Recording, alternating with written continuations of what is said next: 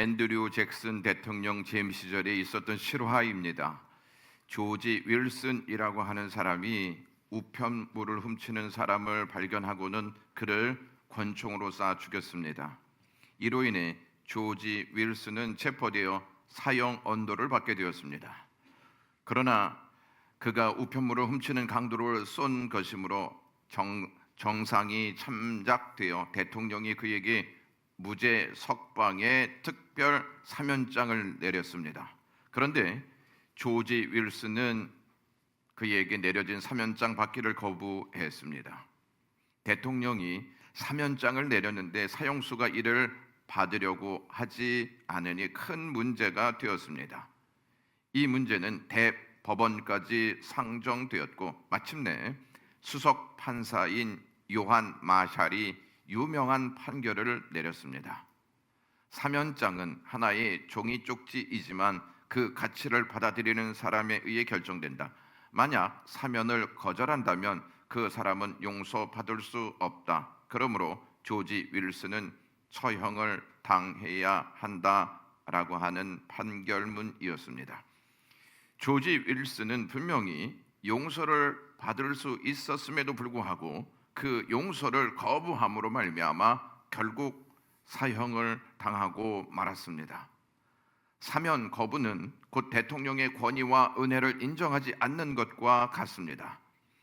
조지 윌슨은 거부하지 말아야 할 것을 거부하였기에 대통령이 베푼 은혜 대신 법 집행으로 결론 짓게 되었습니다. 우리의 삶에서 거절해야 할 것이 있고 거절하지 말아야 할 것이 있습니다. 거절하지 말고 전적으로 수용해야 할 것은 하나님께서 우리에게 베푸신 은혜의 복음입니다.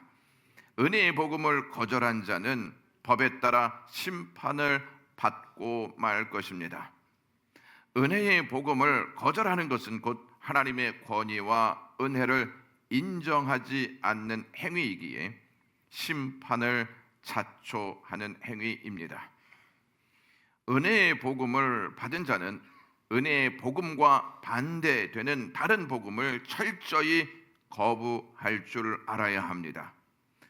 은혜의 복음을 받는 우리는 무엇을 거절해야 하고 무엇을 거절하지 말아야 하는지 명확히 알고 구분해야 합니다. 그렇지 않으면 세상의 흐름과 시대 사조에 말려들어 조지 윌슨과 같은 결과를 초래하게 될 것입니다. 거부해야 할 것과 거부하지 말아야 할 것을 명확히 하기 위해서는 먼저 복음이 신앙이 되어야 합니다. 지난주에도 설명했습니다만 복음이 신앙이 되려면 먼저 복음이 무엇인지 확실히 알고 있어야 합니다. 복음을 모르는데 복음이 신앙이 될 수 있겠습니까? 복음은 예수 그리스도께서 우리의 구원을 위해 행하신 모든 역사를 가르칩니다. 2026년 영광교회 표를 복음이 신앙이 되는 교회로 정한 목적이 있습니다. 그 첫 번째는 구원의 기쁨을 누리기 위해서 이렇게 정한 것입니다. 구원의 기쁨은 예수 그리스도께서 이루신 복음으로만 가능할 줄로 믿습니다. 그 이외에 어떠한 것도 우리에게 구원의 기쁨을 줄 수 없습니다. 복음으로 구원의 기쁨을 누리지 못하는 사람은 다른 것으로 기쁨을 삼으려고 합니다. 그것이 죄가 됐든 아니든 별로 중요하지 않고 기쁨이 될 만한 모든 것은 기쁨으로 삼으려고 합니다. 그러므로 구원의 기쁨을 주는 복음을 제대로 알아야 구원이 주는 기쁨을 누리며 신앙생활할 수 있습니다. 복음이 신앙이 되는 교회로 정한 두 번째 목적은 복음에 참여하는 교회가 되기 위해서입니다. 우리의 신앙은 복음을 아는 것으로 만족해서는 안 됩니다. 복음을 알았다면 복음에 참여해야 합니다. 예수 그리스도께서 주신 복음으로 우리는 죄의 종으로 멍에를 매지 않고 자유를 얻게 되었습니다. 바울은 복음으로 얻은 자유를 남용하거나 방종의 기회로 삼지 않고 복음이 교회에 깊이 뿌리내리고 확산되도록 헌신했습니다. 교회 안에 믿음이 약한 자들이 복음을 깨닫고 복음으로 신앙생활할 수 있도록 권리를 포기하고 절제의 삶을 살았던 사람이 바울이었습니다. 복음을 제대로 알면 복음이 막히지 않도록 자신을 쳐서 복종시킵니다. 이렇게 복음이 신앙이 되면 복음에 적극적으로 참여하게 되어 있습니다. 복음이 신앙이 되는 교회로 정한 세 번째 목적은 다른 복음을 거절하는 교회가 되기 위해서입니다. 오랫동안 신앙생활을 하면서 예배를 드려도 왜 기쁨보다 곤고해지는 것일까요? 소망보다 몸이 건조한 상태가 계속되는 것일까요? 왜 우리가 사는 세상은 혼란과 모순으로 가득하고 단 하루도 싸움과 분열이 그칠 줄 모르고 있는 것일까요? 세상만 그렇습니까? 교회와 우리의 신앙도 세상과 다를 바 없습니다. 그것은 거절해야 할 것을 거절하지 않고 거절하지 말아야 할 것을 거절하기 때문이 아니겠습니까? 오늘 본문을 통해 우리는 두 종류의 복음이 있음을 알 수 있습니다.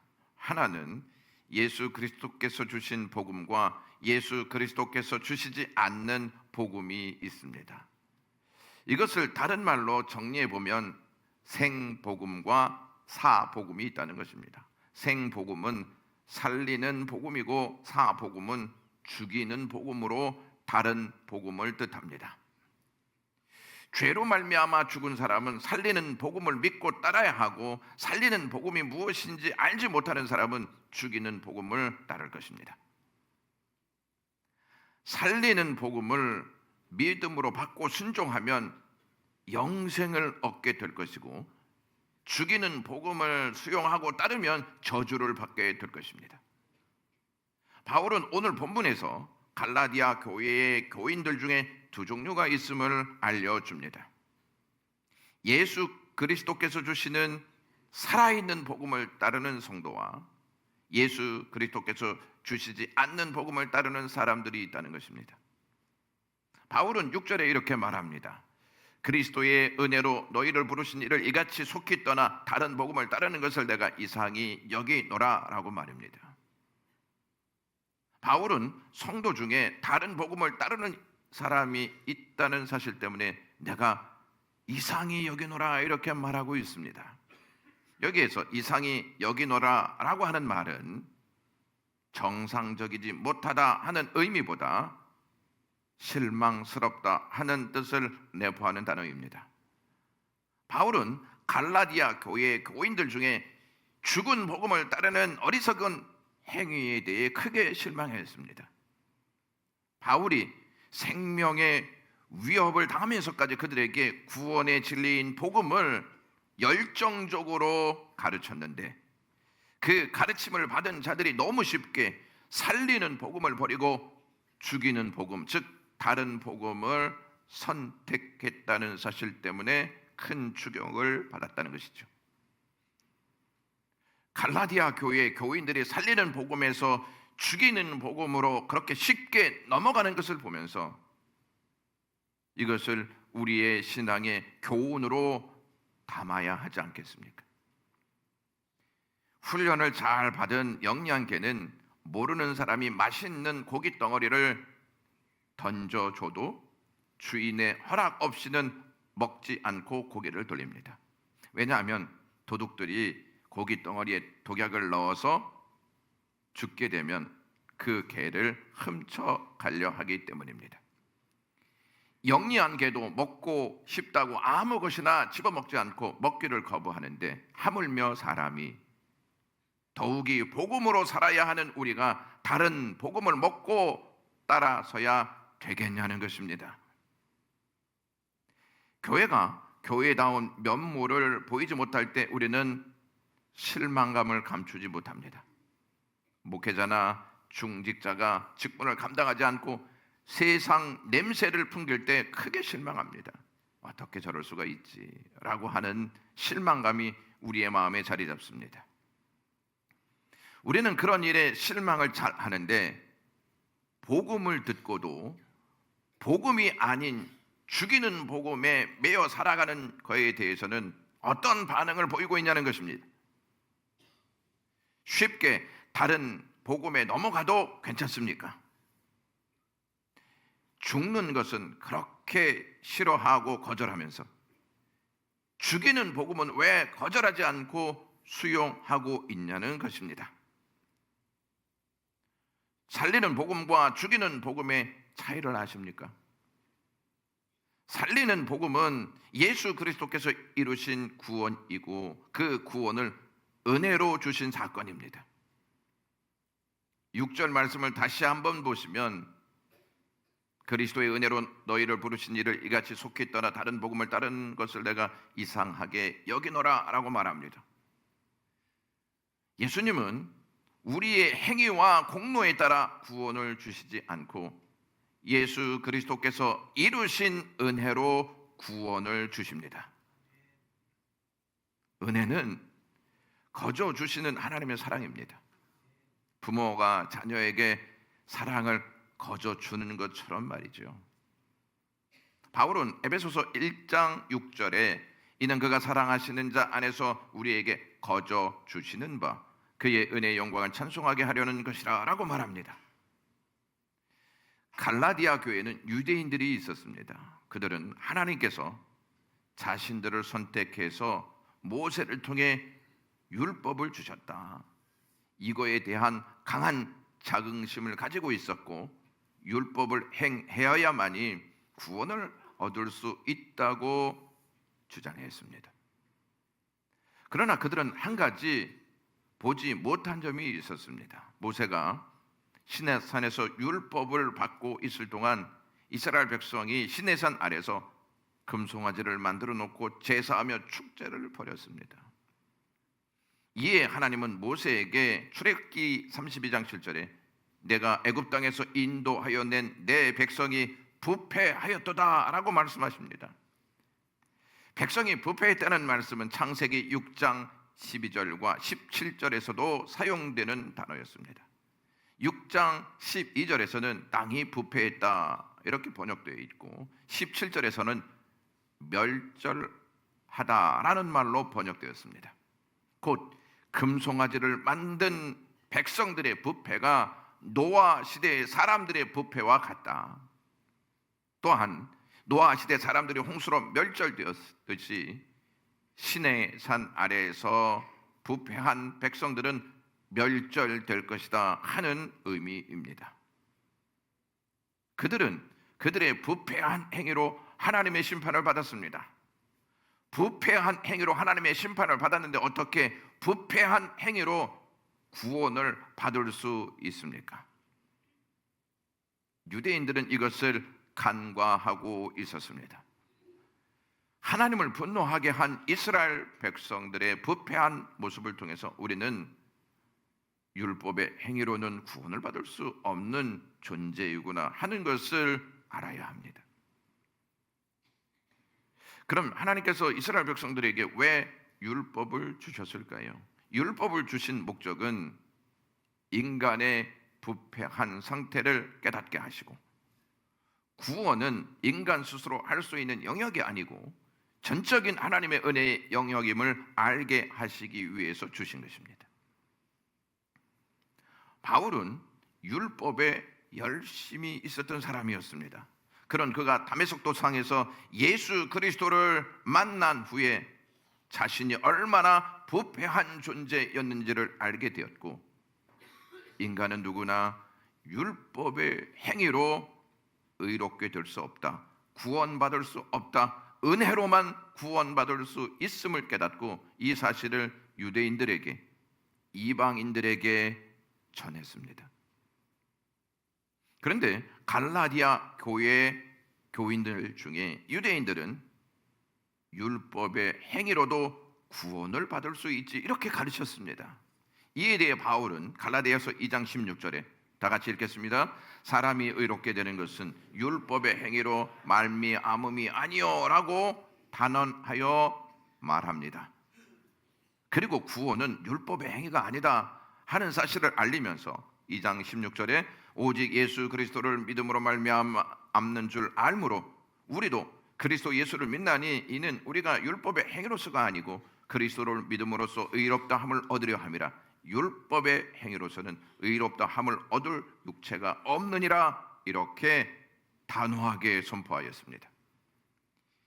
인간의 행위가 아닌 예수 그리스도를 믿음으로 의롭게 되는 것이라면 선을 행하지 않아도 되지 않는가라고 하는 생각이 듭니다. 그리고 교회를 다니지 않아도 선한 사람이 많은데 그 사람들은 구원을 받지 못하는 것일까 하는 의문도 생깁니다. 여러분은 선한 일이 무엇이라고 생각하십니까? 예수님께서 요한복음 5장 24절에 내가 진실로 진실로 너에게 이르노니 내 말을 듣고 또 나 보내신 이를 믿는 자는 영생을 얻었고 심판에 이르지 아니하나니 사망에서 생명으로 옮겨졌느니라 이렇게 말씀하십니다. 그리고 5장 26절에 선한 일을 행하는 자는 생명의 부활로 악한 일을 행하는 자는 심판의 부활로 나오리라고 말씀하셨습니다. 예수님의 말씀을 듣고 있노라면 선한 일은 도덕적이고 윤리적인 차원을 뛰어넘어 예수 그리스도께서 하신 말씀을 듣고 예수 그리스도를 보내신 하나님을 믿는 것이다. 이렇게 우리가 선한 일을 받아들일 수 있습니다. 그러므로 예수 그리스도를 믿지 않는 자는 하나님이 말씀하신 선한 일을 거절하고 있는 것입니다. 여러분은 다른 복음이 언제부터 활동했다고 여기십니까?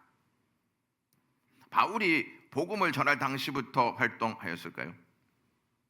다른 복음은 아담과 하와가 에덴 동산에 있을 때부터 활동했습니다.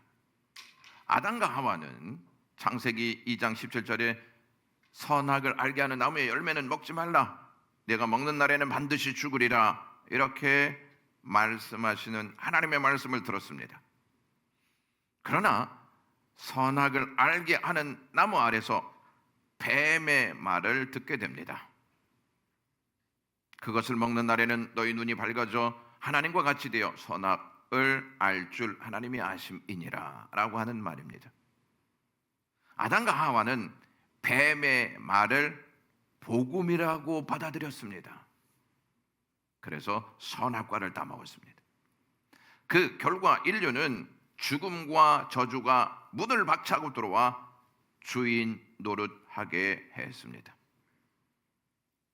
하나님은 창세기부터 우리에게 다른 복음을 선택하면 어떠한 결과가 따를 것인지를 알려주셨습니다. 에덴 동산에서 선악을 알게 하는 나무의 실과를 먹지 말라는 하나님의 명령에 순종하는 것이 선한 일이었습니다. 그런데 아담과 하와가 선한 일을 거부하고 악한 일을 선택했을 때 비극적인 현실이 찾아왔습니다. 하나님은 두려움과 수치심으로 나무 사이에 숨어있는 아담과 하와에게 찾아가셔서 여자의 후손으로 구원자가 올 것이다 라는 복음, 살리는 복음을 주십니다. 선악과를 따먹지 말라 말씀하신 하나님의 말씀이 선한 것임을 뒤늦게 깨달았던 아담과 하와는 하나님이 하신 약속을 믿고 구원자를 기다리는 것이 선한 일임을 깨닫고 여자의 후손으로 오실 구원자를 대망합니다. 저는 여러분들에게 착한 일을 하지 말라 말씀드리는 것이 아닙니다. 그리스도를 믿는 사람들은 분명 착한 일을 하면서 살아야 합니다. 그러나 그것이 구원의 절대적인 조건이 될 수 없다는 것입니다. 만약 우리의 행위와 공로로 우리의 모습을 앞세우면 구원을 이루신 예수 그리스도의 행위와 공로가 작아질 수밖에 없습니다. 이것은 구원, 교리와 거리를 두는 행위와 같습니다.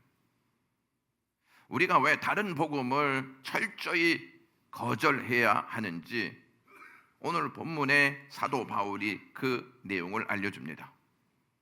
우리가 다른 복음을 철저히 거절해야 하는 첫 번째 이유는 하나님의 은혜를 버리고 우리의 공로와 선행에 집착하도록 이끌기 때문입니다. 미국의 대부흥사였다가 지옥에 떨어져 비탄과 조롱 중에 비명을 지르며 저 좀 구원해 주십시오 라고 울부짖는 목사님을 본 한 지인이 예수님께 이렇게 이야기했습니다. 예수님, 저분 불쌍하니 좀 구원해 주시면 안 되겠습니까? 라고 말하자 예수님께서 그는 세상에 한때 교회도 크게 부흥시켰지, 성령을 받아 부흥회도 인도하고 많은 은혜를 끼쳤지. 그런데 후에 그는 타락하여 성령의 능력도 부인하고 교인들을 기만하고 헌금을 거두어서 쾌락을 누리는 데만 사용했지. 쾌락을 하나님보다 더 사랑했지. 그러므로 이제 그는 낮이나 밤이나 그 고통을 당해야만 한다. 사탄에 의해서 여기 있게 되었고 그를 괴롭히는 것도 사탄이라고 말씀하시더라는 것입니다. 하나님의 은혜를 버리는 순간 그 누구를 막론하고 부패한 상태로 전락합니다. 은혜를 버린 교회는 세상보다 더 악한 모습을 보일 수 있습니다. 그러므로 교회가 은혜를 버리는 순간 타락하는 것은 시간 문제입니다. 우리가 다른 복음을 철저히 거절해야 하는 두 번째 이유는 다른 복음은 없기 때문입니다. 바울은 갈라디아 교회를 향해 7절에 다른 복음은 없다 이렇게 선언합니다. 하나님께서 우리에게 예수 그리스도의 은혜의 복음 이외에 다른 것을 주신 적이 없습니다. 고로 다른 복음은 존재하지 않습니다. 그럼에도 다른 복음이 활동하는 것은 진리를 떠난 인간의 무지가 만들어낸 것입니다. 진리를 떠난 무지는 은혜의 복음이 있어야 할 자리에 다른 것을 채워넣습니다. 죽이는 복음을 채워넣는다는 것이죠. 죽이는 복음은 반드시 우리의 생명을 빼앗아갑니다. 그래도 다른 복음을 따르시겠습니까?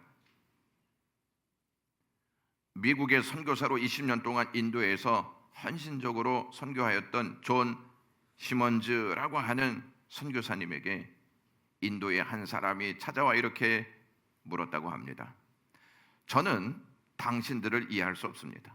인도는 많은 종교의 발상지이며 굉장히 종교적인 나라인데 왜 당신은 또 하나의 종교를 전하면서 이 땅을 혼란하게 만드는 것입니까? 라고 했습니다. 존 시먼즈 선교사님은 친구요, 나는 종교에는 관심이 없어. 오직 복음에만 깊은 관심이 있습니다.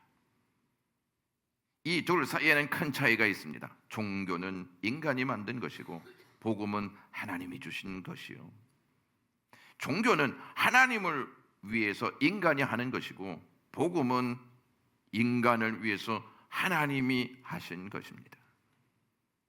종교는 하나님에 대한 인간의 추구이지만 복음은 인간에 대한 하나님의 추구입니다.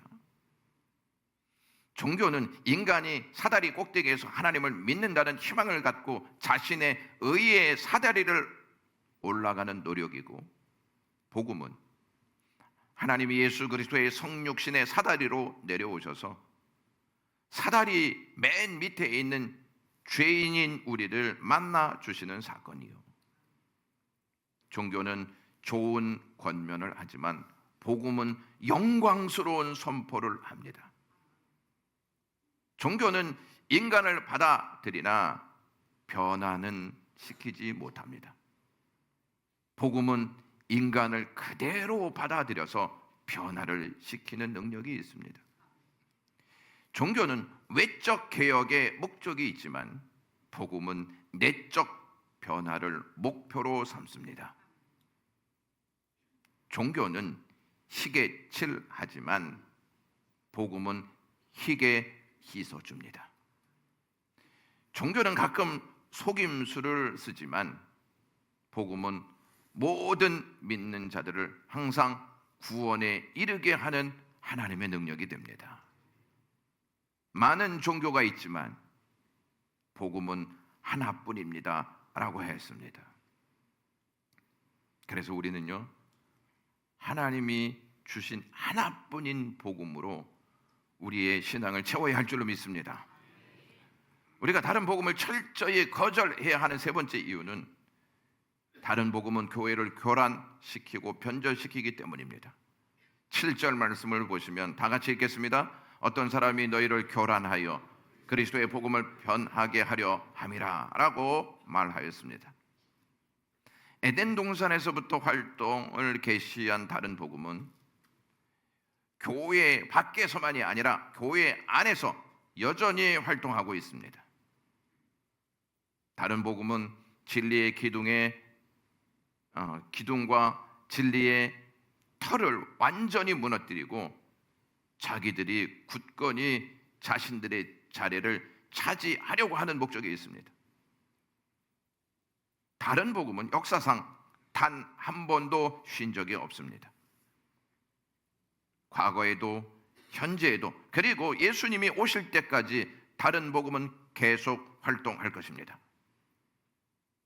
7절에 언급된 교란하다라고 하는 이 단어의 의미는 뒤흔들어서 혼란에 빠뜨린다 하는 뜻을 가지고 있습니다.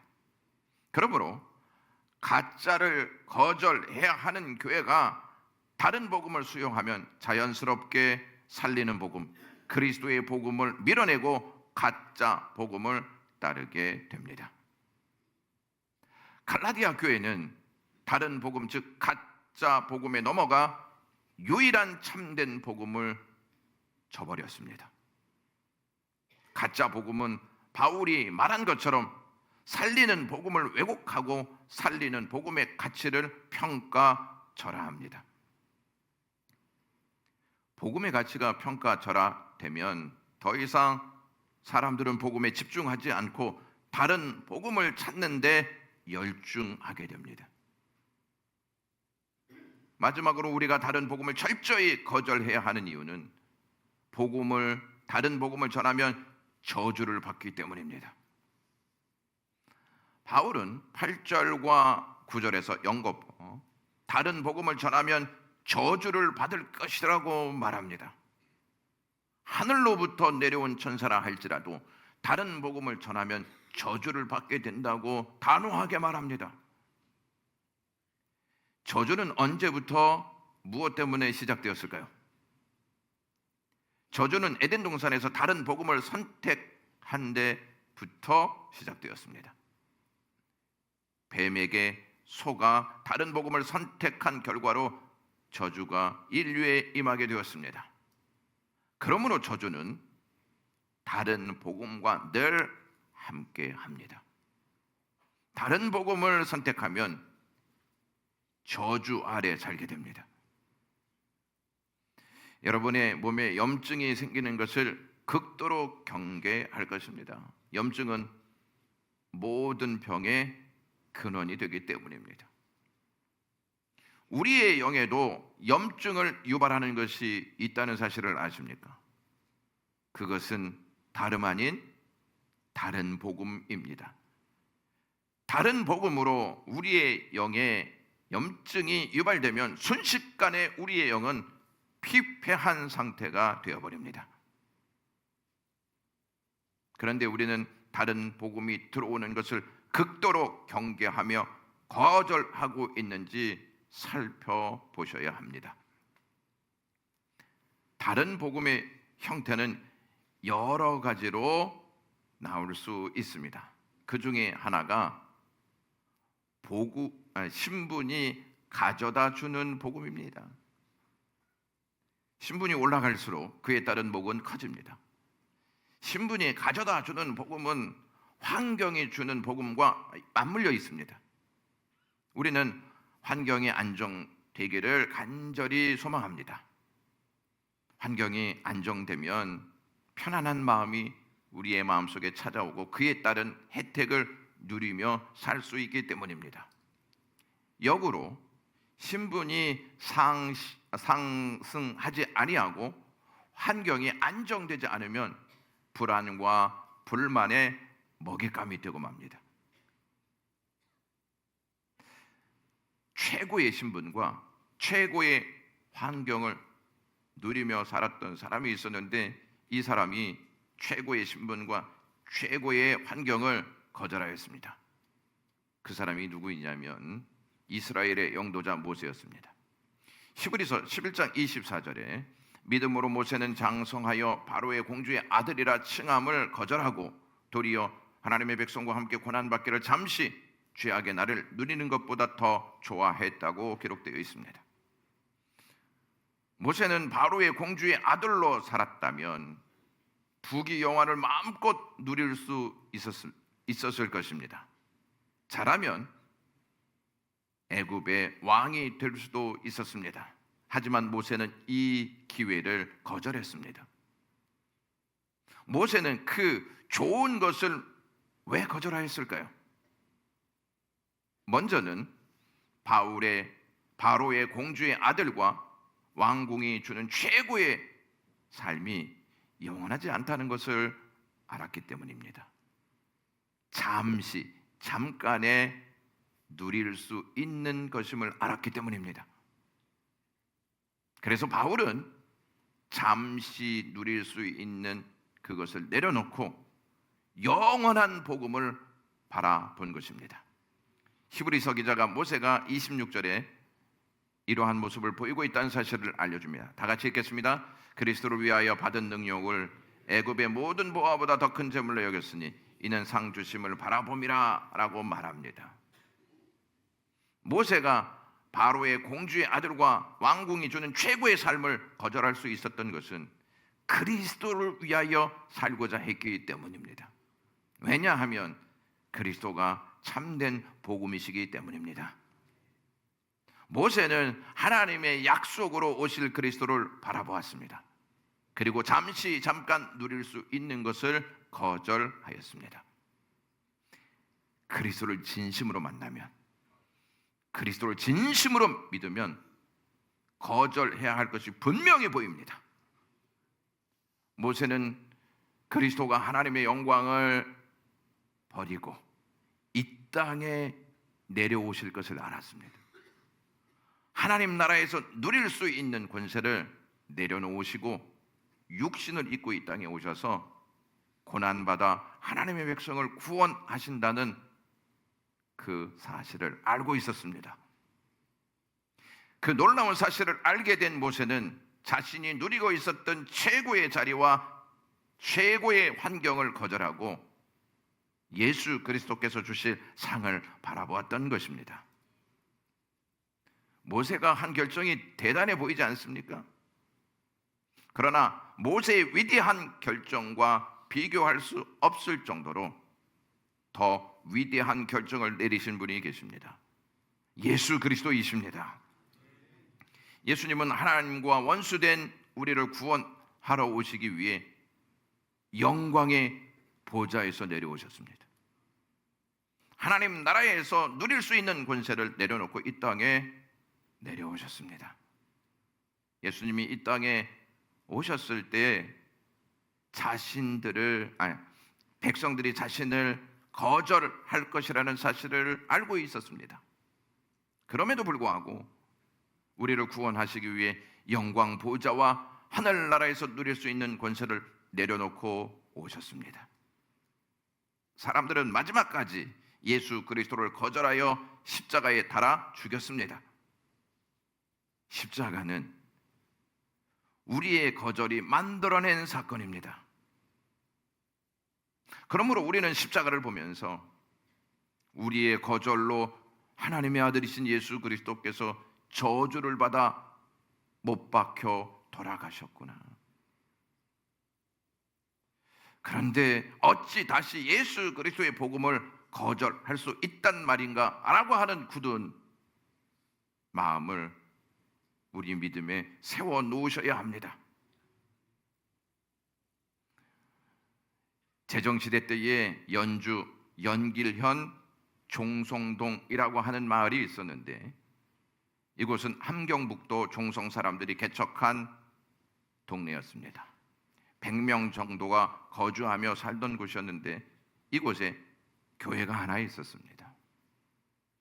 이곳에 1939년 11월 어느 날에 공산당들이 마을을 습격하여서 동네 사람과 교인들을 예배당으로 다 몰아넣었습니다.